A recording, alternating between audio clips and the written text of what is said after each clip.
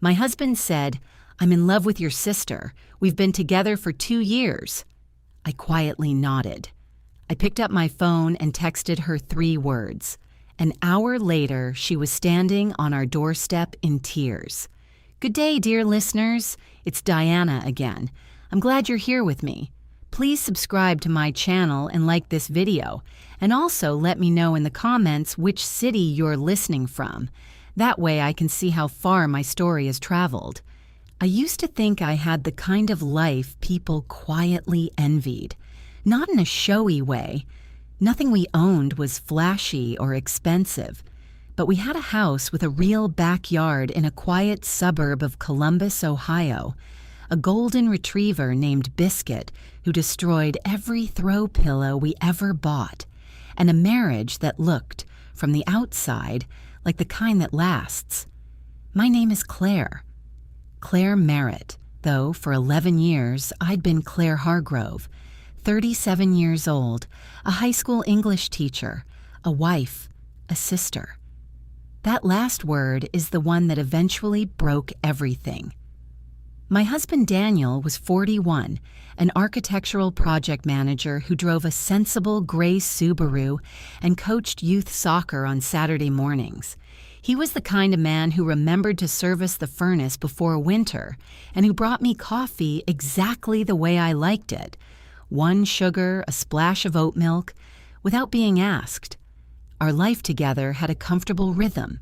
Dinner at 7, walks with Biscuit after, weekends that blended into each other pleasantly, like watercolors left in the rain.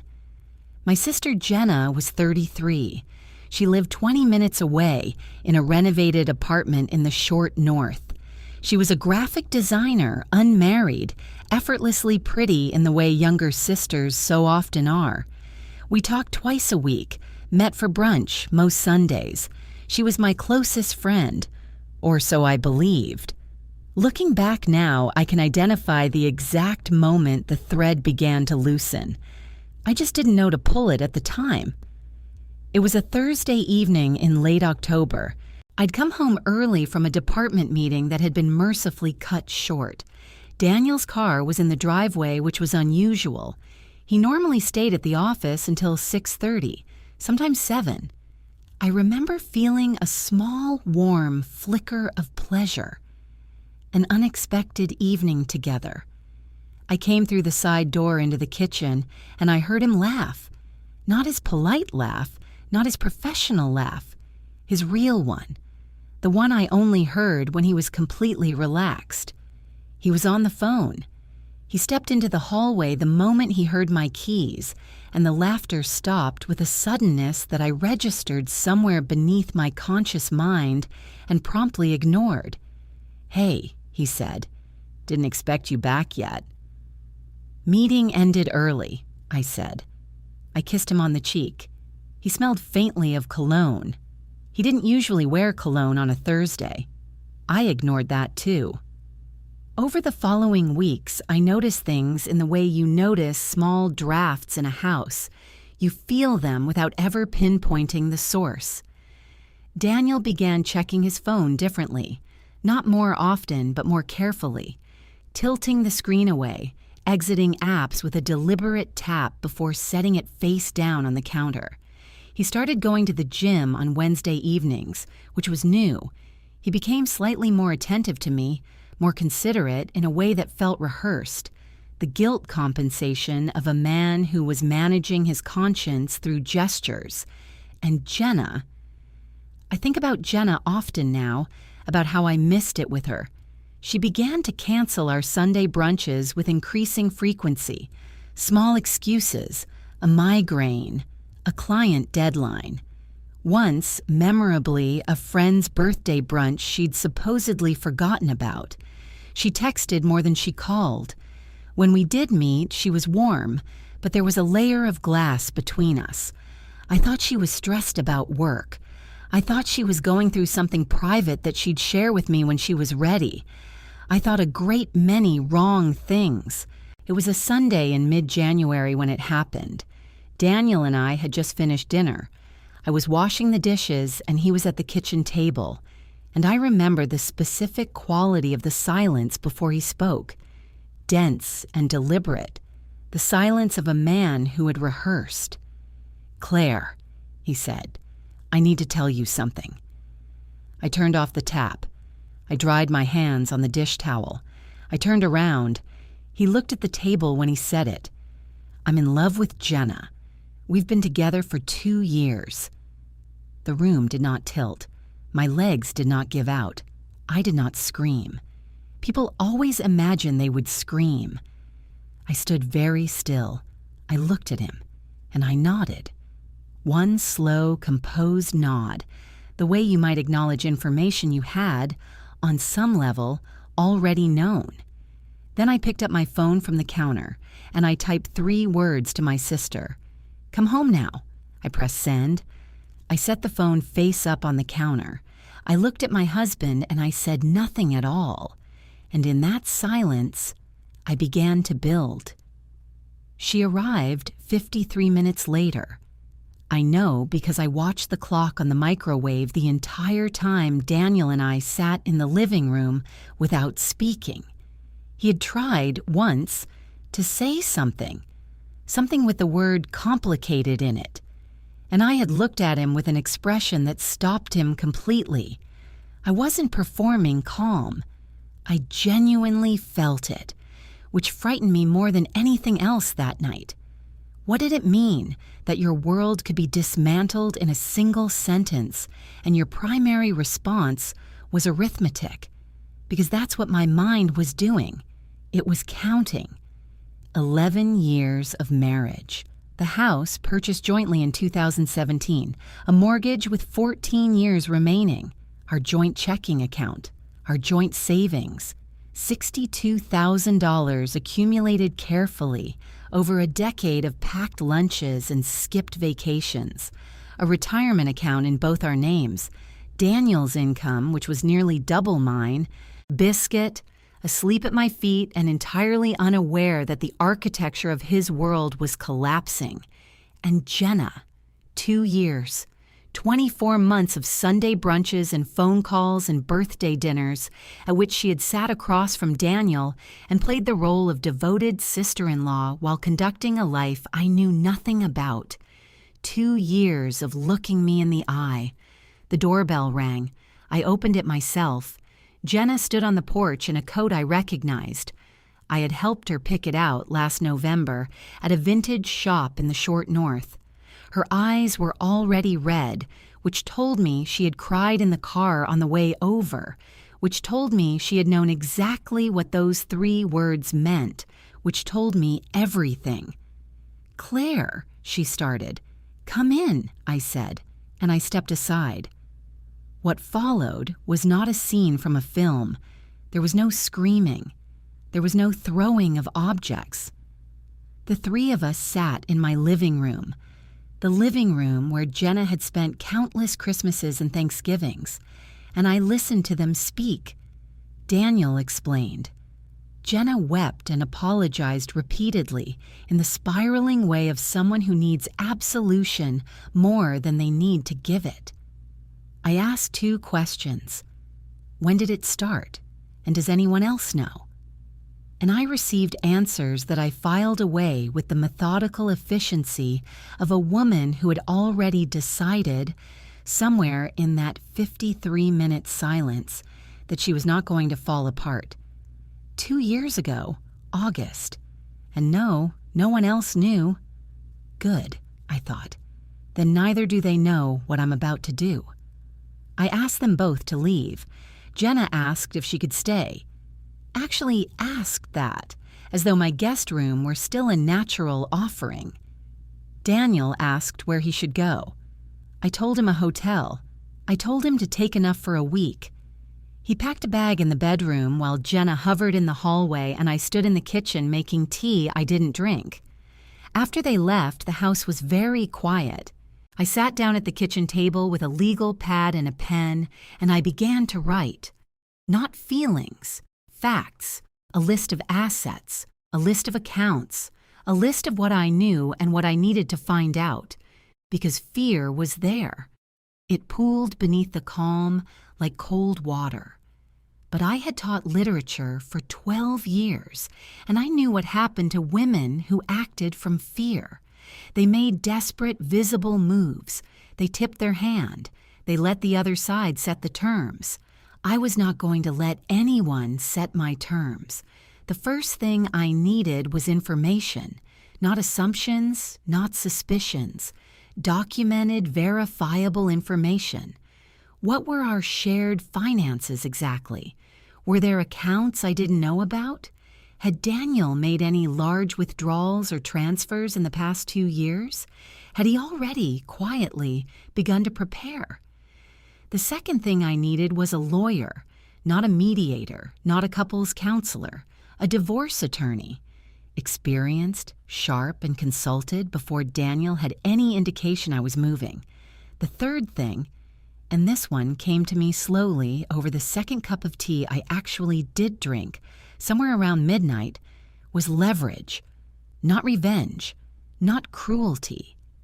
Leverage. The kind that comes from knowing more than the other side believes you know, and moving before they expect you to move. I opened my laptop.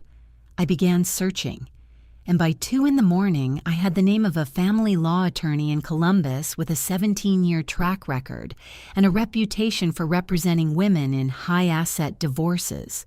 Her name was Patricia Osei. Her consultation fee was $300. I wrote the number on my legal pad. I underlined it twice. Then I closed the laptop, washed my teacup, and went to bed. Biscuit jumped up beside me. I put my hand on his warm back and stared at the ceiling. What had I missed? I asked myself in the dark. What else don't I know? Those questions, I realized, were going to be the engine of everything that came next. I called Patricia Osei's office the following Monday morning from my car, parked 2 blocks from the school where I worked. I didn't make the call from home. I'd already checked whether our internet router logged device activity, and I wasn't certain enough about the answer. Paranoia, maybe. But I'd learned in the past 72 hours that I had been catastrophically unobservant for 2 years. I was not going to be unobservant again. The consultation was scheduled for that Wednesday, during my free period and lunch block combined. I told the school secretary I had a dentist appointment. Patricia Osei was a small, precisely dressed woman in her early 50s who wore reading glasses on a gold chain and who listened to my summary of the situation without a single interruption. When I finished, she was quiet for a moment. "Have you told him you're consulting an attorney?" she asked. "No." "Good. Don't." She set down her pen. Ohio is a no-fault divorce state, but it's also an equitable distribution state. That doesn't mean equal. It means what the court considers fair given the circumstances. Length of marriage, income disparity, contributions to the marital estate. You have a strong position, 11 years, combined assets, and you've been contributing to his career stability as the lower-income spouse who maintained the household. I asked about the timeline. She was honest. Contested divorces in Franklin County could take anywhere from 8 months to 2 years, depending on cooperation. "Is there any reason to believe he'll be uncooperative?" she asked. I thought about Daniel, his careful managerial mind, his instinct toward appearances. "He'll want it to look reasonable," I said. "Whether it actually is remains to be seen." She nodded. "Then our first step is a full financial inventory. I'm going to need documentation, tax returns for the past 3 years, bank statements, mortgage records, retirement account balances, everything you can access without alerting him." I had already begun pulling those documents. I told her so. She looked at me over her reading glasses with something that might have been approval. I left her office with a formal retainer, signed and a folder of instructions. I drove back to school and taught 2 sections of American literature with my hands perfectly steady. Meanwhile, the cracks were beginning to show. Not in me, but in them. Daniel texted that Wednesday evening. Can we talk? Not about us, about logistics. I replied, not yet. I need more time. It was a strategic answer, vague enough to seem like grief, firm enough to buy me space. Jenna called twice. I didn't answer. She left a voicemail that was almost entirely crying with a few audible words in the middle. Please, and I'm so sorry, and I know this is my fault. I saved the voicemail. I wasn't certain I'd need it, but I was done making assumptions about what I would or wouldn't need. It was my colleague and closest friend at school, Margaret, who taught history and had been divorced herself 8 years ago, who gave me the name of a forensic accountant. We were sitting in the teacher's lounge on a Thursday, and I told her quietly the outline of what had happened. Not everything. Enough. Get a forensic accountant before you do anything else, she said without hesitation. My ex had a whole shadow account I didn't know about for 4 years. By the time I found out, half of it was gone. The forensic accountant, a man named Robert Haas, who worked out of a beige office near the Dublin Road corridor, found what I would not have found alone. In the past 22 months, Daniel had made 31 transfers from our joint savings account to a personal savings account held in his name only. The amounts were individually small, between $400 and $900 each, carefully calibrated to remain below the threshold that might trigger my attention or a bank notification. In total, just over $18,000, quietly redirected over the course of a relationship he'd been conducting in the same house where I slept. Robert Haas printed the report and set it on the desk between us. I looked at the numbers for a long time. Had he been planning this from the beginning? Had every Wednesday gym session, every tilted phone screen, every rehearsed gesture of consideration been calculated? Or had he simply been afraid, and fear had made him methodical in exactly the same way it had made me methodical? It didn't matter. The answer didn't change the document in front of me. This was the point of no return, not Daniel's confession. That had been a door swinging open. This was the door locking behind me. I authorized Robert Haas to compile a complete forensic report. I forwarded the preliminary findings to Patricia Osi that same evening. She called me back within the hour. "This changes the calculus significantly," she said. "Financial dissipation of marital assets during the marriage. We can argue this directly." A pause. "Claire, are you ready to file?" I was sitting at my kitchen table. Biscuit was under my feet. The house was quiet and entirely, completely mine in a way it had never felt before. "Yes," I said, "file it." The divorce petition was filed on a Tuesday morning in February. Daniel was served at his office.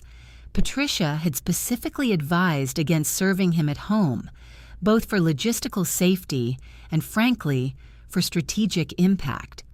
A process server delivering papers at an architectural firm of 40 people communicates something that a quiet kitchen conversation does not. He called me 47 minutes after service. I let it go to voicemail. His message was measured initially. He said he was surprised. He said he thought we'd agreed to take time before making decisions. He said, and this was the word that told me everything about how his mind was framing the situation, he said he thought we'd been communicating. I called Patricia instead and told her to expect contact from his attorney. What I had not anticipated was Jenna. She appeared at my front door on a Thursday evening unannounced, not crying this time. She was composed in a way I recognized. The same controlled composure she'd deployed, I now understood, for 2 years. She'd brought wine, as though this were a difficult conversation situation rather than what it actually was. I opened the door but didn't step back to invite her in. "I need you to hear me," she said. "I've heard you," I said. "Claire." Her voice dropped. "If you go through with this, all the way through with this, Daniel is going to lose his position. His firm doesn't look kindly on personal scandal. He could lose his job. I waited. And if he loses his job, she continued, the kind of settlement you're expecting, it won't exist. You'll be dividing a fraction of what you think you're going to get. I looked at her for a moment. My little sister, standing on my porch with a bottle of wine, explaining the financial consequences of my own divorce to me as though I were a student who hadn't done the reading. "Were you there for 2 years?" I asked her. She blinked. "What?" "In my house, at my table, at my holidays, while this was happening. Were you there?" "Claire, that's not—" "Then you understand," I said, "that I have already calculated every risk you're describing." I reached for the door handle. "Don't come here again without calling first." I closed the door. She didn't leave immediately. I heard her stand on the porch for almost a full minute before her footsteps retreated down the path. And then, 3 days later, Daniel's attorney sent a letter that escalated so sharply it briefly took my breath away. The letter alleged that I had improperly accessed marital financial records and engaged a forensic accountant without Daniel's knowledge or consent, and that I was now attempting to characterize legal and consensual personal financial management as dissipation of marital assets.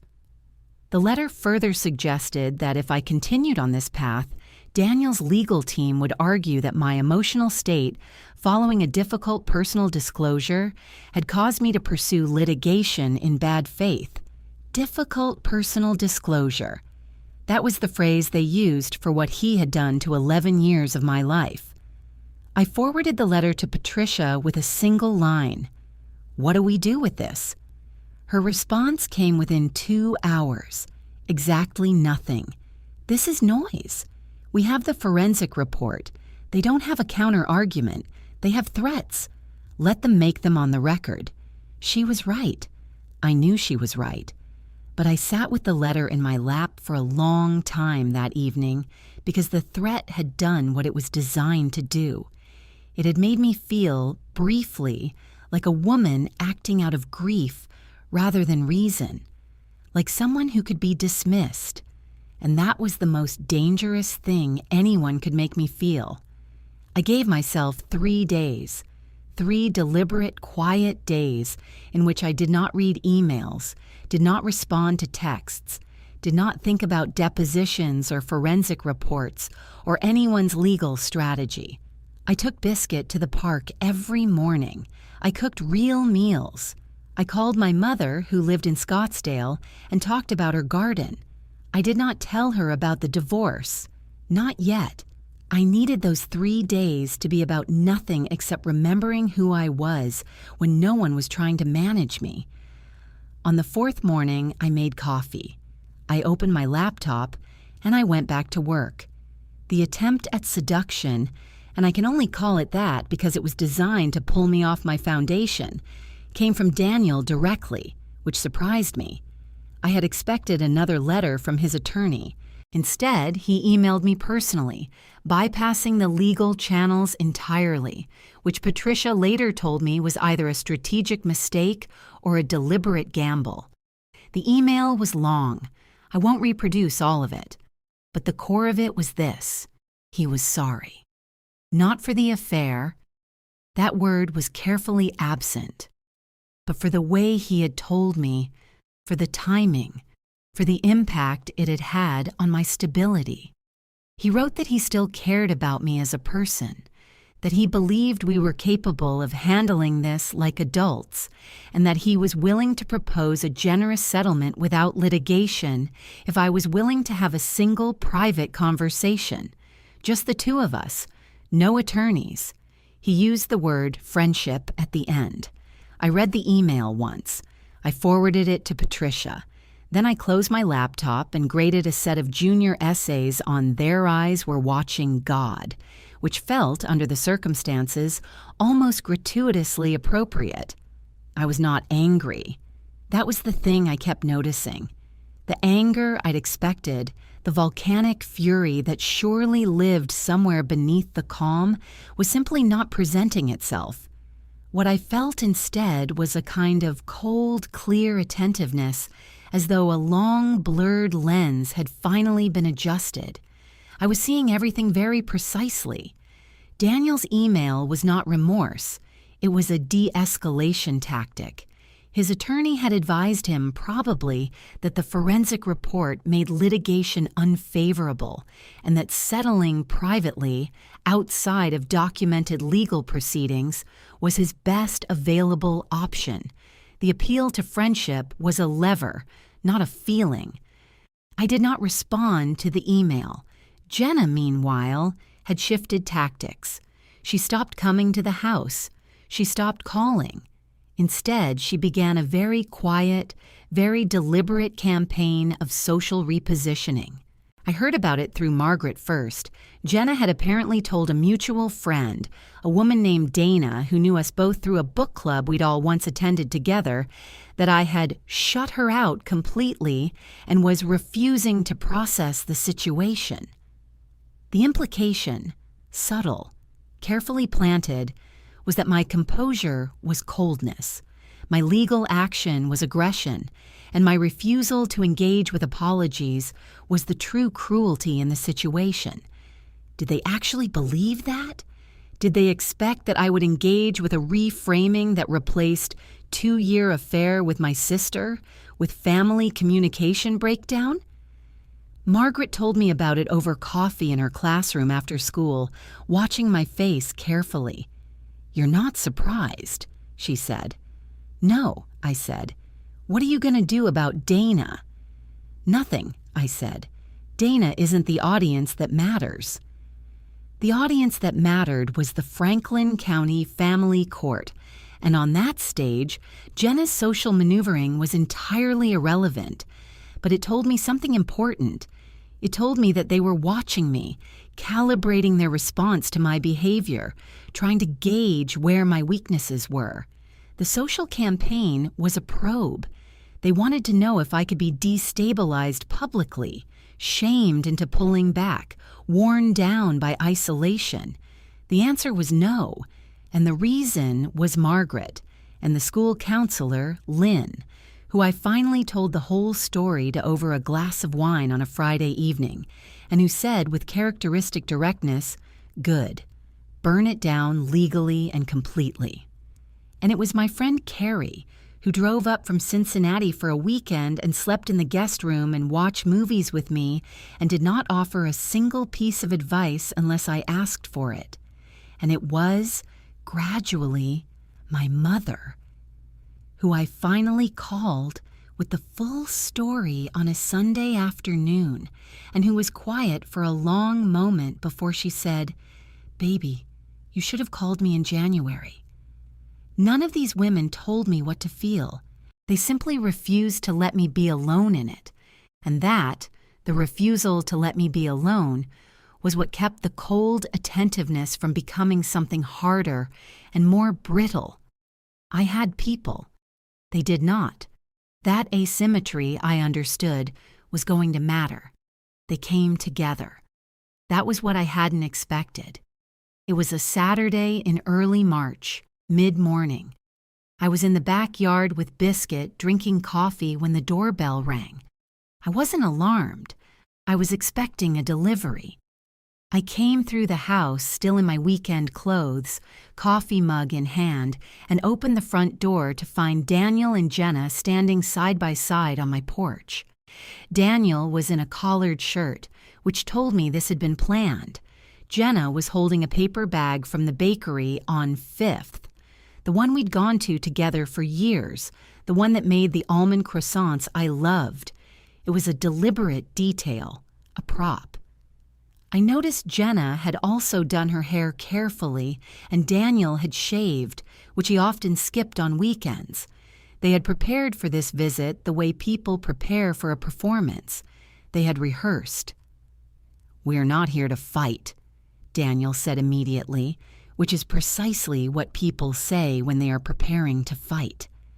I looked at them both. I didn't open the screen door. "You're not invited in," I said. "Claire." Jenna's voice was soft, practiced. "We've been talking, and we really think, that there's a way through this that doesn't have to be this ugly. You're spending money you don't have on attorneys and accountants, and for what? You're destroying the family over something that can be handled like grown adults. Destroying the family." I held that phrase up in my mind and examined it. Which family exactly? The one that had existed before January, or the one that had been operating in secret for 2 years while I packed lunches and walked the dog and graded papers? The family that had sat around my Thanksgiving table while this was already happening. While they were already happening? "We want to propose a private settlement," Daniel said. He reached into his jacket pocket and produced a folded piece of paper. "Fair and reasonable. We had someone neutral look it over. It's a clean number. You'd be able to stay in the house through the end of the school year and then sell it," I said. He blinked. "Eventually, yes. It's a marital asset. Assessed in a forensic report that your attorney tried to have excluded," I said pleasantly. A pause. Something shifted in Daniel's expression, just slightly. The management facade slipping 1 centimeter. Jenna stepped in. "We know you're angry." She said it gently, like a therapist. "That's completely valid. What happened to you is unfair, and neither of us is pretending otherwise. But Claire, listen. Dragging this into a courtroom doesn't give you back what you lost. It just hurts everyone, including you. The legal fees alone." "I'm aware of my legal fees," I said. "The school community," she continued, and something shifted in her tone. Subtle, but I caught it. "People talk. I know you care about your reputation there. If this becomes public and messy..." And there it was. I looked at my sister, my little sister, who I had helped pick out her first apartment furniture and talked through her college breakups and loved completely and without reservation for 33 years, who had sat in this house, in this neighborhood, on this very porch, more times than I could count. And now she was standing on that same porch, using my professional life as a pressure point, using the thing I had built entirely on my own, my classroom, my reputation, 12 years of showing up, as a lever to protect the life she had built on top of mine. "Are you threatening me?" I asked quietly. "Of course not." Too quickly. "I'm just saying that..." "You're standing on my porch," I said, "with a paper bag from my favorite bakery, telling me that if I pursue my legal rights in court, my professional reputation may suffer. That is a threat, Jenna. I need you both to hear me say that clearly." Silence. Daniel opened his mouth. I looked at him, and he closed it. "I'm not signing anything you've brought to my door," I said. "If your attorneys want to discuss settlement terms, they can contact Patricia Ossie. That's what she's there for." I looked at Daniel. "This is the last time I'll open this door to either of you without my attorney present." I stepped back. I closed the screen door, and then I closed the main door. I stood in my hallway and listened. Low voices on the porch, urgent, clipped. Then something sharper, a brief argument between them that told me the unified front had been thinner than it appeared. A car door, then another, then silence.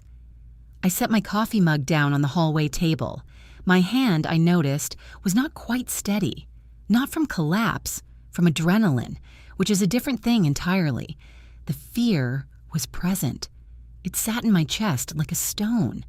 But beneath it, or perhaps alongside it, was something that felt like heat, a focused, clarifying burn.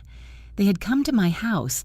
They had tried to use the bakery and the word family and the quiet threat of professional gossip and a folded piece of paper with a number designed to look generous. They had dressed carefully, rehearsed their lines, and stood on my porch with the confidence of people who expected me to open the screen door and accept what they had brought. And they had failed. The stone in my chest and the heat beside it merged into something I couldn't quite name, but it pushed me forward, and that was all I needed it to do. I picked up my phone and called Patricia. She needed to know they'd attempted direct contact again, bypassing the established legal channels for the second time. She needed to know about the implication regarding my professional reputation, the pressure tactics, the unannounced joint appearance, because these were things she was going to document. These were things I understood with perfect clarity now that were going to matter. The deposition was scheduled for a Wednesday in April, 8 weeks after we'd filed. Both Daniel and his attorney were present, along with Patricia and a court reporter whose quiet keystrokes became, over the next 3 hours, the sound of a structure falling. I was not, technically, required to be there for Daniel's portion. Patricia had suggested I attend. Sometimes presence is its own argument, she said. So I sat at the conference table in a gray blazer with a legal pad and a pen, and I was perfectly still. I had slept well the night before, which surprised me. I had made breakfast. I had driven to the building on Route 23 with the radio on and found a parking space on the first attempt, which felt, absurdly, like a good omen. The forensic report was introduced in the first 40 minutes. Robert Haas had testified earlier in the week in a separate session, and his documentation was now part of the formal record. 31 transfers, $18,000, 22 months. Daniel's attorney had spent considerable energy arguing that these were legitimate personal savings, not dissipation of marital assets. Patricia allowed the argument to develop. She was patient in a way I had come to understand was purposeful. She let opposing counsel construct a building before she removed the foundation. I had seen her do this in smaller exchanges over the preceding weeks, and I had learned to recognize the particular quality of her stillness when she was waiting. She was waiting now. "Mr. Hargrove," she said finally, "can you identify this document?" She slid a bank statement across the table. Daniel glanced at his attorney, then at the document. "It's a bank statement," he said carefully. Specifically a statement for the personal account to which 31 transfers were made over a 22-month period. Can you confirm this account was opened in August 3 years ago? A pause. I'd need to verify the date. The account was opened August 14th. Patricia laid another document alongside it. "Which is the same month you've testified," in response to my colleague's earlier question about the timeline, "that your relationship with Jenna Calloway began." The room was very quiet. Had Daniel really believed that the timing wouldn't surface? Had he genuinely thought in some carefully compartmentalized corner of his organized, managerial mind that the finances and the affair could be argued as entirely separate rooms with no connecting door? Or had he known, somewhere beneath the strategy, that this moment was inevitable, and had proceeded anyway, the way people proceed when they have convinced themselves they will figure out the next problem when they reach it? Daniel's attorney interjected with an objection about relevance. Patricia noted the objection and continued. "Mr. Hargrove, in the 12 months prior to August 3 years ago, how many transfers were made from the joint marital account to a personal account?" A longer pause this time. "I don't recall specific transactions from 3 years ago." "The forensic report does." She laid the summary in front of him. 0 transfers in the 12 months prior. 31 transfers beginning in the same month your relationship with Miss Calloway began, totaling $18,420. The attorney leaned toward Daniel and murmured. Daniel's jaw was very tight. I did not look away from him. I sat with my pen on my legal pad, and I did not look away. I was not performing composure. I simply had nothing in that moment that required concealing. I had spent 3 months building this room, document by document, and now I was sitting in it, and it was exactly the room I had built. Mr. Hargrove, Patricia continued, did you use any funds from the marital account to pay for travel, accommodation, or gifts during your relationship with Ms. Calloway? The attorney objected. Patricia rephrased. What emerged over the next hour was a picture that even I, who had spent weeks preparing for this room, found more complete than I'd expected. The personal account had been used to book hotel stays, 3 out of state, twice in Columbus itself, once in Nashville, restaurant charges, and twice jewelry purchases that appeared in the card statements, jewelry that I had never seen, small specific line items that were, individually, entirely ordinary, and that assembled themselves, in the aggregate, into something undeniable. Where was that jewelry now? Was Jenna wearing it? Was it in a drawer in her renovated apartment in the short north, tucked beneath other things, existing in that parallel life the way everything in those 2 years had existed, carefully kept out of sight, just slightly to the left of where I was looking? Daniel's composure fractured in increments. It wasn't a dramatic collapse. He wasn't the type, and I knew him well enough to know he would hold his external form for as long as physically possible.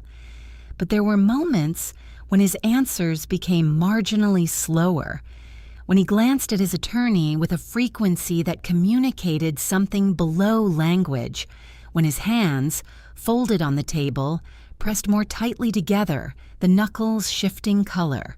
He had walked into this room believing, I think, that the financial argument could be managed, that what was documented could be partially redescribed, minimized, reframed as responsible private planning by a man prudently protecting his own future. He had not accounted for the timeline. He had not accounted for the receipts. He had not accounted for the fact that I had spent 3 months in that kitchen making lists, and that every item on those lists was now in a folder in front of Patricia Osei. At the end of the session, when Patricia gathered her documents with the efficient, unhurried movements of someone who has done exactly what she came to do, his attorney requested a brief recess for a private consultation. The court reporter went to check her phone. I poured water into a glass and drank it slowly. Daniel looked at me across the table.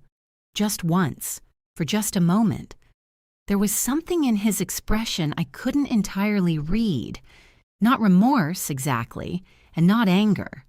Something more like the specific exhaustion of a man who has arrived at the end of a road he paved himself and finds it exactly where logic always said it would be. I looked back. I held his gaze for 3 full seconds, then looked down at my legal pad. I felt nothing theatrical, no triumph, no residual grief, no desire to speak or to wound or to be seen feeling anything in particular. What I felt was the clear, settled certainty of a woman who had done exactly what she said she was going to do, in exactly the order she had planned to do it. That, I had learned, was enough. It had always been enough. The settlement offer came 14 days after the deposition, not from Daniel directly, through his attorney, formally, to Patricia. The number was considerably different from the folded paper that had been offered at my door in March. Patricia called me on a Thursday evening.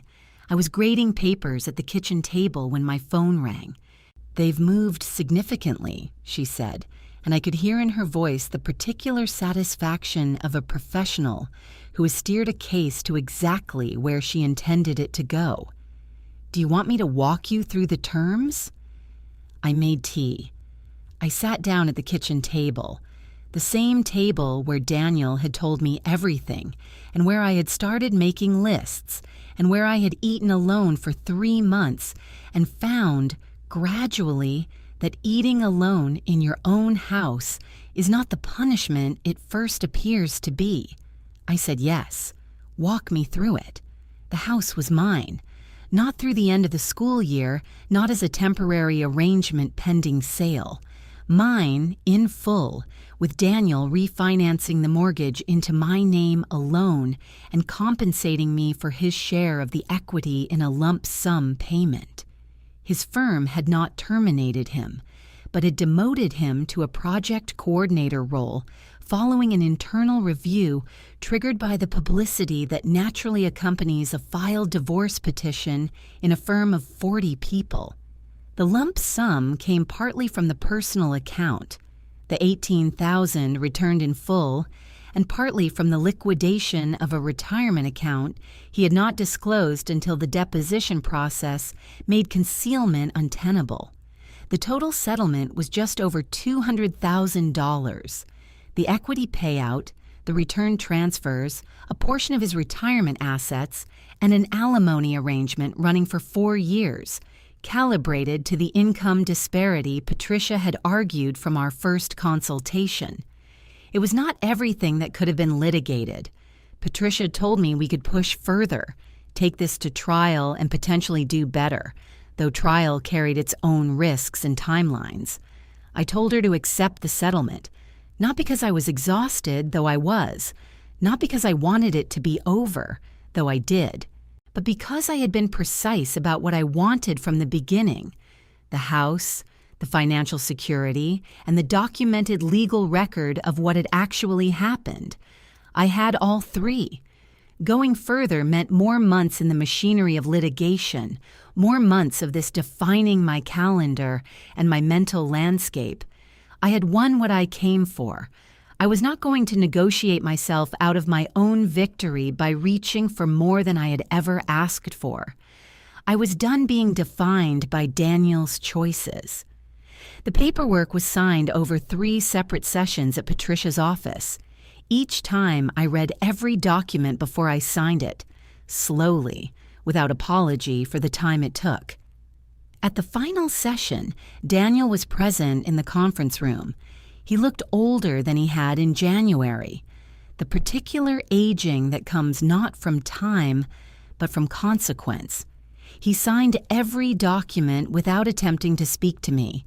His attorney made one last attempt to revise a minor clause regarding the alimony adjustment schedule. Patricia declined pleasantly, produced the supporting case law within 90 seconds, and the clause remained unchanged. When it was done, I shook Patricia Osei's hand in the lobby. She squeezed my hand once and said, "Take care of yourself," and I said I intended to. I walked out into an April afternoon. The sky was the particular pale blue of Ohio in early spring, tentative, not quite committed to warmth, but gesturing toward it. I had no dramatic thought. I was simply a woman in a gray blazer standing on a sidewalk on a Tuesday, and the life I was standing inside was entirely my own.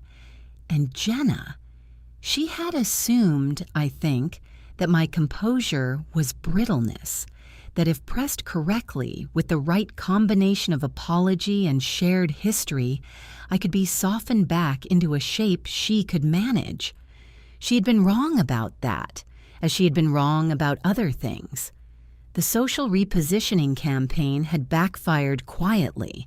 Dana, the mutual book club friend, had eventually heard enough of the documented story, through the natural osmosis of a city the size of Columbus, that she'd stopped being a useful vehicle for Jenna's version of events. The story that circulated was not the one about my coldness or my aggression. It was the one about the forensic accountant and the jewelry and the hotel in Nashville and the 31 transfers and a woman who had handled all of it with her hands perfectly steady. Jenna sent me an email in March, a long one. I could feel, reading it, that it came from a different place than the voicemails and the porch visit. Rawer, less managed, in the specific way of someone who has run out of versions of the story that keep themselves comfortable. I read it twice. I didn't respond, not because I was punishing her, because I genuinely had nothing to say that would be useful to either of us. That wasn't cruelty. It was just the truth. The divorce was finalized on a Tuesday in late April. I drove home, let Biscuit out into the backyard, and stood in the kitchen. My kitchen, with the cream walls I was already planning, with the window above the sink where the afternoon light came in at an angle I had finally, fully earned. And I made coffee, 1 sugar, a splash of oat milk. No one brought it to me, no performance of consideration, no rehearsed gesture. Just mine, just quiet, just real. The school year ended in June, and I spent that summer rebuilding in the most literal, physical sense. I repainted the kitchen, the warm cream color that Daniel had never liked, and had the back garden landscaped in a way I'd wanted for years, but had always deferred. I bought a new couch for the living room. I donated the set of dishes we'd registered for at our wedding, which had always felt more like his taste than mine, and replaced them with something I chose alone in a shop on a Saturday afternoon, standing in the aisle as long as I wanted. I know how small that sounds, dishes, but if you have ever lived in a space where your own preferences were slowly, gently, politely subordinated to someone else's, in choices so minor they seemed beneath objection, then you will understand that standing in that aisle and choosing freely was not small at all. By September, when I returned to school, something in me had reconstituted, not back to what I'd been in January. That woman was gone, which I didn't mourn. Something more structurally sound. My students noticed it, in the way students notice things about teachers without being able to name what they're noticing. Margaret noticed it. Lynn noticed it. Carrie, when she visited in October, said, "You look like yourself." I met someone in January, a full year after the evening Daniel had sat at my kitchen table. His name was Marcus, and he was a high school history teacher at a school across town, a friend of Margaret's husband, who appeared at a dinner party I very nearly didn't attend. We talked about Reconstruction-era literature and regional barbecue differences for 2 hours before I gave him my number. And I want to be clear that I was not looking for him, and that his arrival in my life was not the point of any of what had preceded it. The point had never been to find a replacement. The point had been to build a foundation that was genuinely mine.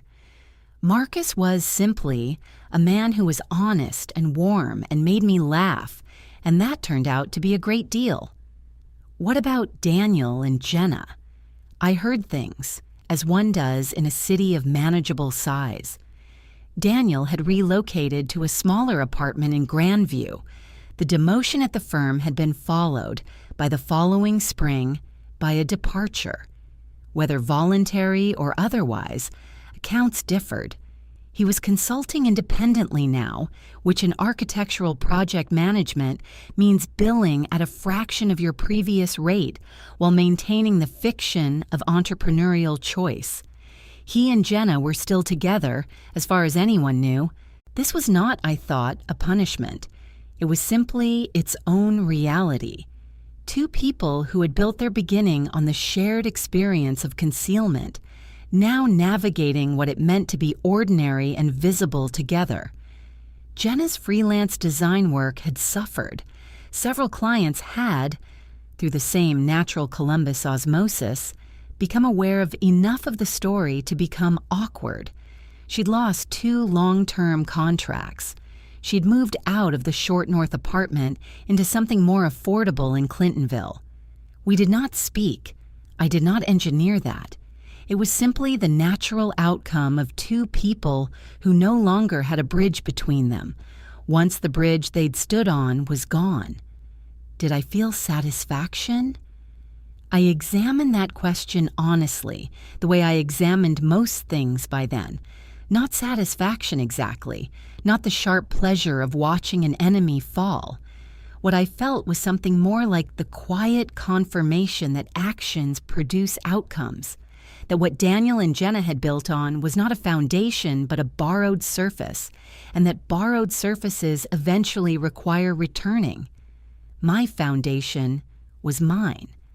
The house, the kitchen with its warm cream walls, the new dishes, biscuit aging gracefully in the backyard, Marcus across the dinner table telling a story about a confused ninth grader who had argued, in all seriousness, that the Civil War had been about horses.